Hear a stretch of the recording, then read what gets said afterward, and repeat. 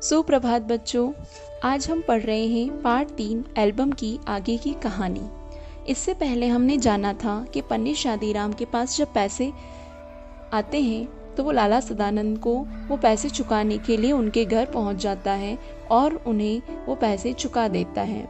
तब लाला सदानंद हैरान होकर उनसे पूछते हैं कि पंडित जी, क्या सेठ ने एल्बम खरीद लिया? जी हाँ, खरीद लिया। और रुपए भी आ गए? जी हाँ, 1000। जी हाँ, नहीं तो मुझ गरीब ब्राह्मण के पास क्या था जो आपको ऋण चुका पाता। परमात्मा ने मेरी सुन ली। इस प्रकार पंडित शादीराम और सदानंद के बीच में वार्तालाप होता है। फिर लाला सदानंद कहते हैं, मेरा विचार है कि आप ये रुपए अपने पास ही रखें। मैं आपका यजमान हूँ, मेरा धर्म है कि आपकी सेवा करूँ। अगर मैंने 4 पैसे दे दिए तो आप कौन सा गजब हो गया।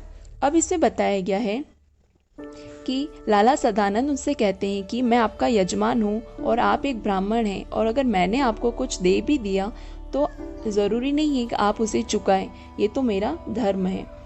इस बात को सुनकर पंडित शादीराम की आंखों में आंसू आ जाते हैं और वो कहते हैं, आप जैसे सज्जन संसार में बहुत थोड़े हैं। परमात्मा आपको चिरंजीवी रखे, मगर अब तो मैं ये रुपए न लूंगा। इतने वर्ष आपने मांगे तक नहीं, मुझे आज हल्का होने दीजिए। लेकिन पंडित शादीराम कहते हैं कि आप जैसे महान पुरुष इस संसार में शायद मुझे और नहीं मिलेंगे। आपने मुझे इतने समय से यह पैसा उधार दिया था और कभी मुझसे मांगे तक भी नहीं, लेकिन आज जब मेरे पास पैसा आ गया है तो मैं इस कर्ज से मुक्त होना चाहता हूँ, इसलिए आप ये पैसा अपने पास रख लीजिए। लाला सदानंद ने चुपचाप रुपए रख लिए। मनुष्य रुपए देकर भी ऐसा प्रसन्न हो सकता है, इसका अनुभव उन्हें पहली बार हुआ था। इस प्रकार इस बात को 6 महीने बीत जाते हैं और एक दिन लाला सदानंद बीमार हो जाते हैं। पंडित शादीराम उनके लिए दिन रात माला फेरा करते थे। एक दिन लाला सदानंद 4 पर लेटे थे कि अचानक उनकी तबीयत कुछ ज्यादा खराब हो जाती है। पास पड़ी चौकी पर पंडित शादीराम बैठे रोगी को भगवत गीता सुना रहे थे। एकाएक लाला सदानंद बेसुध हो गए। पंडित जी ने गीता छोड़ दी और उनके सिरहाने बैठ गए। स्त्री गर्म दूध लेने के लिए बाहर दौड़ी और माँ घबराकर बेटे को आवाजें देने लगी। उसी समय पंडित जी को रोगी के सिरहाने एक नीचे कोई चुभती हुई चीज जान पड़ी। उन्होंने नीचे हाथ डालकर देखा तो उनके आश्चर्य की सीमा न रही। वह सख्त चीज वही एल्बम थी जिसे किसी सेठ ने नहीं बल्कि स्वयं लाला सदानंद ने खरीद लिया था।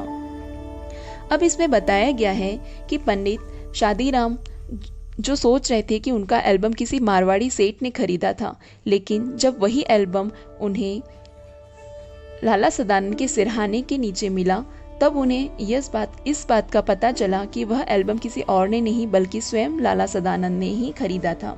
पंडित शादीराम इस विचार से बहुत प्रसन्न थे कि उन्होंने सदानंद का ऋण उतार दिया है, मगर यह जानकर उनके हृदय को चोट सी लगी कि ऋण उतरा नहीं बल्कि पहले से दुगुना हो गया है।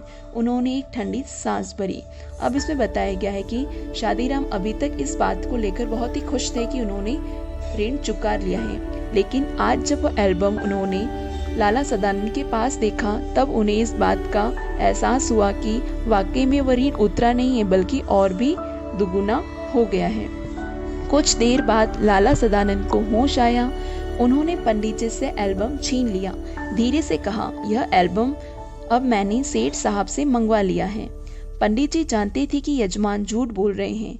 वे किसी भी तरह यह न कह सके कि आप झूठ बोल रहे हैं, परंतु अब वे उन्हें पहले से भी अधिक सज्जन, अधिक उपकारी और ऊंचा समझने लगे थे। बच्चों, आज हमने जो पाठ पढ़ा है उसमें बताया गया है कि एक मनुष्य किस तरह मानवता के नाते दूसरे मनुष्य की मदद कर रहा है। हमें भी जब भी हमें कोई ऐसा व्यक्ति नजर आए जो जरूरतमंद हो, गरीब हो, तो हमें भी उन्हें सहायता जरूर करनी चाहिए। धन्यवाद बच्चों। घरों में रहें, सुरक्षित रहें।